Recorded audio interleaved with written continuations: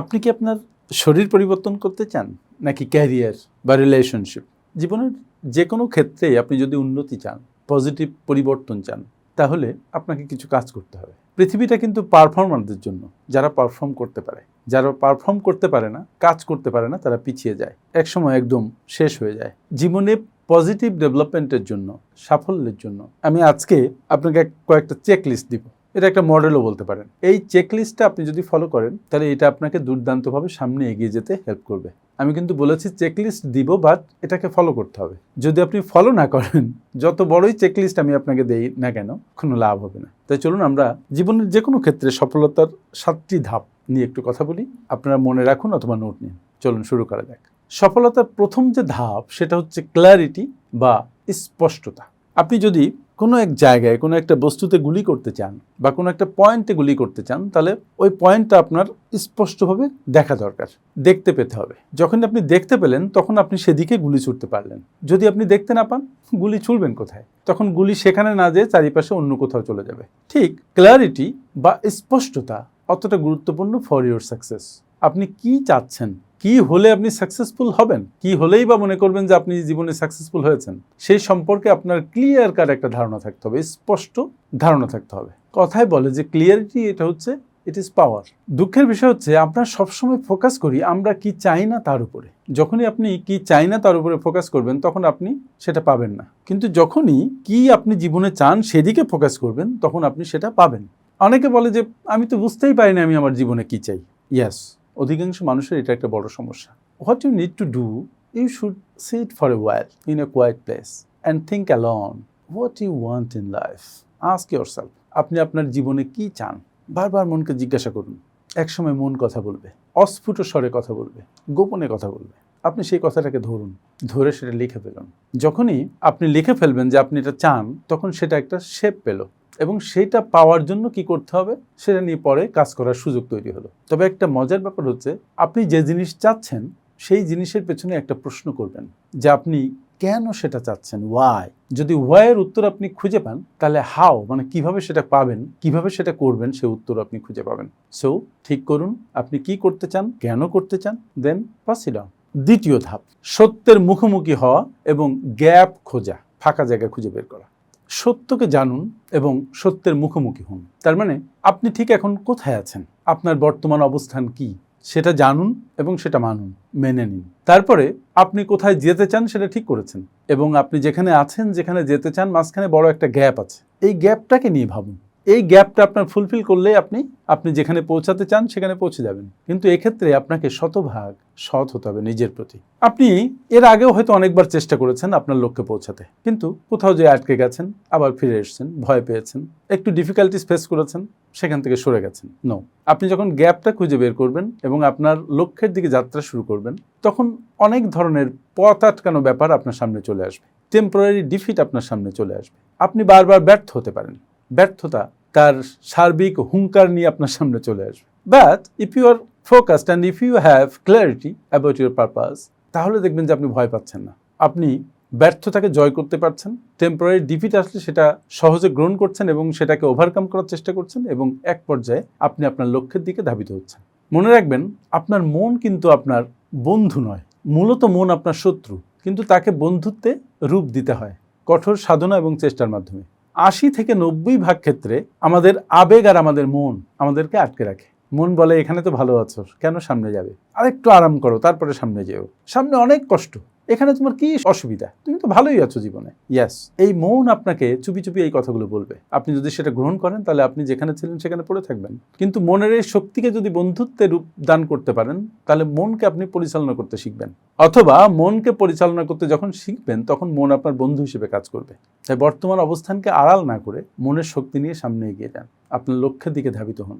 লক্ষ্য আপনাকে ডাকছে, আপনি তার কথা শুনুন, শৃঙ্খলাবদ্ধভাবে এগিয়ে যান, ডিটারমিনেশন নিয়ে এগিয়ে যান, লক্ষ্য আপনার হাতেই আসবে।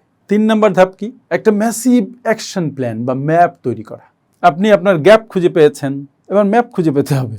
আপনি আপনার লক্ষ্যের ক্ল্যারিটি পেয়ে গেছেন, এখন এই ম্যাসিভ অ্যাকশন প্ল্যান তৈরি করার জন্য দিনের পর দিন ওয়েট করার কোনো কারণ নেই, মাসের পর মাস ওয়েট করার কোনো কারণ নেই। হোয়াট ইউ ডু, আপনি খাতা কলম নিয়ে এখনই বসে পড়ুন, লিখুন যে আপনার লক্ষ্যে পৌঁছানোর জন্য আপনার কি কি কাজ করতে হবে।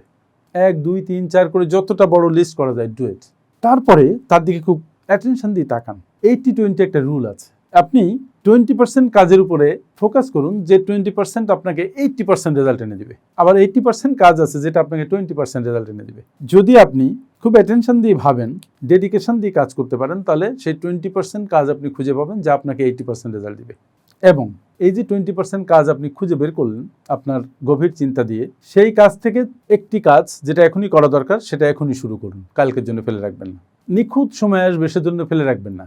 মন ভালো লাগুক তারপর শুরু করবে এজন্য ফেলে রাখবেন না। আপনি জাস্ট কাজটি শুরু করবেন, যে অবস্থায় যেখানে যে অবস্থায় আছেন না কেন সেই অবস্থাতে। আপনি ব্যর্থ হতে পারেন, আপনি ঝামেলায় পড়তে পারেন, আপনি এগুতে নাও পারেন, এরকম বিভিন্ন ধরনের শঙ্কা আপনার মনের মধ্যে বাসা বাঁধবে। ওই একটু আগে বলেছি আপনার মনই বড় শত্রু। এই মন আপনাকে বাধা দিবে, কিন্তু নো, আপনি কাজ করে যাবেন। আপনার ভালো লাগছে কি লাগছে না, দ্যাট ডাজন্ট ম্যাটার। আপনার মুড ভালো কি ভালো না, দ্যাট ডাজন্ট ম্যাটার। বাইরে বৃষ্টি হচ্ছে না, আকাশে মেঘ, it doesn't matter. You will start doing it. ধাপ নাম্বার 4, কঠিন কাজটি করা। আমরা সবসময় ইজি কাজগুলো করতে অভ্যস্ত। যে কাজগুলো আপনার করা দরকার বলে আপনি ফিক্স করেছেন তার মধ্যে সবচেয়ে কঠিন কাজটি করার চেষ্টা করুন না বলে বলা দরকার, সেই কাজটি করুন। এবং একটা কথা আছে যে আপনার ভেতরে যে ড্রাগন আছে সেই ড্রাগনটাকে মেরে ফেলুন। এই ড্রাগনটা আবার কি? এই ড্রাগনটা ভেতর থেকে আপনাকে কাজটির প্রতি ভয় প্রদর্শন করে, আপনাকে দ্বিধায় ফেলে দেয়, আপনাকে সংকোচে ফেলে দেয়, আপনার মন মাথা অন্যদিকে ঘুরিয়ে দেয়, আপনাকে ব্যর্থতার ভয়ে চুপসে দেয়। সুতরাং এই ড্রাগনটাকে মেরে ফেলুন। প্রথমে চিহ্নিত করুন, তারপরে মেরে ফেলুন।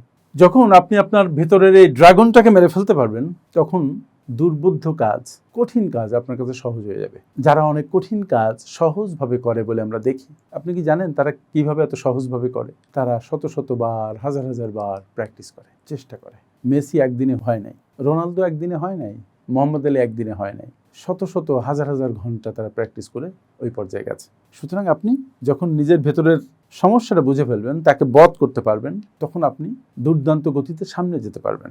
এবং মনে রাখবেন, সহজে কোনো কাজ হয় না। প্রত্যেকটা সাফল্যের পেছনে থাকে রক্ত, থাকে ঘাম, থাকে অবিরাম অবিরল চেষ্টা। এবার পঞ্চম, ষষ্ঠ এবং সপ্তম ধাপ। প্রথম যে 4টে ধাপের কথা আমি বলেছি, ভেরি ইম্পর্টেন্ট ধাপ, খুব কেয়ারফুলি শুনেছেন আমি আশা করি। এই যে এখন যে 3টে ধাপের কথা বলছি, প্রথম 4টে ধাপের পরে এই 3টে ধাপ আপনাকে গতি ধরে রাখতে দুর্দান্তভাবে সহায়তা করবে। পঞ্চম ধাপটা কি? Daily practice. আমরা মনে করি মোটিভেশন আমাদের কাজকে এগিয়ে দেয়। নো, মোটিভেশন হয়তো কখনো আপনার কাজ শুরু করতে উদ্বুদ্ধ করে, কিন্তু ডেইলি প্র্যাকটিস, ডিসিপ্লিনড প্র্যাকটিস আপনার কাজকে এগিয়ে নিতে সহায়তা করে। আপনি যদি একবার ডিসিপ্লিনড হতে পারেন, daily practice without any interruption চালিয়ে যেতে পারেন, কাজটা করে যেতে পারেন, ভালো লাগছে কি খারাপ লাগছে সেদিকে খেয়াল না করে, তাহলে আপনার সাফল্য অনিবার্য। তাই প্রতিদিন এমনভাবে প্র্যাকটিস করুন যেন প্রত্যেক দিন আপনি এক ধাপ হলেও সামনে এগিয়ে যেতে পারেন। এবার বলি ষষ্ঠ ধাপের কথা, raise your standard and measure. মানে আপনার যে মান আপনি জানেন, সেই মানকে প্রত্যেক দিন একটু করে উপরে উঠান, একটু উপরে উঠুন এবং এই মানটাকে মেজার করুন যে কতটুকু উঠলেন। শুধু মান বাড়ালে হবে না, মেজারও করতে হবে, তাহলে আপনি অগ্রগতির তুলনা করতে পারবেন। যেমন ধরেন যদি এটা হয় হাঁটা, তাহলে গতদিন আপনি 3 কিলোমিটার হেঁটেছেন, আজকে 3.25 কিলোমিটার হাঁটুন। এই যে পরিমাপ করতে পারলেন, 1/4 কিলোমিটার আপনি বেশি হাঁটলেন। এইভাবে করতে করতে যখন আপনি 1 সপ্তাহ পরে আপনার উন্নতিটা দেখবেন, মেজার করতে পারবেন, তখন আপনার ভয় টয় সব কেটে যাবে, তখন আপনার দ্বিধা কেটে যাবে, তখন আপনার মনে হবে বাহ, আমি তো বেশ খানিকটা উন্নতি করেছি, আমি যেমন লক্ষ্যের দিকে অনেকটা এগিয়েছি। এইভাবে প্রতিনিয়ত আপনাকে সামনের দিকে এগিয়ে যেতে হবে, আপনার স্ট্যান্ডার্ডকে রেইজ করতে হবে, পাশাপাশি মেজার করতে হবে। আর সপ্তম ধাপটা কি? Very important, celebrate and repeat. যখনই আপনার কোনো ছোট লক্ষ্য অর্জিত হবে সেটাকে আপনি সেলিব্রেট করুন, নিজেকে একটু পুরস্কৃত করুন, দরকার হলে নিজেকে খুব ভালো এক কাপ কফি খাওয়ান, ভালো একটা বই কিনে দিন। বিশেষ করে আমার যে বইটা দ্য সাকসেস ব্লুপ্রিন্ট, এই বইটা কিনে দিন, কিনে তাকে পড়ান, ইট উইল হেল্প। যখনই আপনি আপনার সাকসেসকে সেলিব্রেট করবেন তখন আপনার মস্তিষ্ক বুঝবে যে যা, পরিশ্রমটা সার্থক হয়েছে, স্প্লেন্ডিড একটা ওয়ার্ক হয়েছে। এবং তারপর কি করবেন? আবার 1 নম্বর ধাপে ফিরে যাবেন। ঠিক করুন এবার 1 নম্বর ধাপে যে পরবর্তী বড় লক্ষ্য আপনার কি। যদি আরেকটা সাকসেস আপনি অর্জন করতে চান, হয়তো প্রথম সাকসেস ছিল আপনার ওজন কমানো, অথবা বিজনেসটাকে দাঁড় করানো, অথবা ভালো একটা চাকরি পাওয়া। পরবর্তী সাকসেস হতে পারে শরীরটাকে সুস্থ করা, বিজনেসটাকে স্কেলেবল করা, চাকরিটাকে সুন্দর করে করে পদোন্নতি করা। আসলে জীবনে উন্নতি করা কঠিন কিছু নয়, কিন্তু সেই উন্নতির স্টেপ নেওয়াটা কঠিন একটা কাজ। স্টেপ নিয়ে ধরে রাখা আরও কঠিন। লেগে থাকা, টেম্পোরারি ডিফিটকে জয় করা, ভয়কে উপেক্ষা করা, ফেইলিওরকে টপকিয়ে যাওয়া, প্রত্যেকটা কঠিন কাজ। কিন্তু মনে রাখবেন, কোনো কাজই অসম্ভব নয়, আপনার পক্ষে সবই সম্ভব। তাই শুরু করুন, 1000 মাইলের পথ শুরু হয় একটা স্টেপ দিয়ে। স্টেপ ইন করুন, আপনি আপনার ডেস্টিনেশনে পৌঁছাবেন। আমার সাথে এতক্ষণ থাকার জন্য অনেক অনেক ধন্যবাদ। আসসালামু আলাইকুম।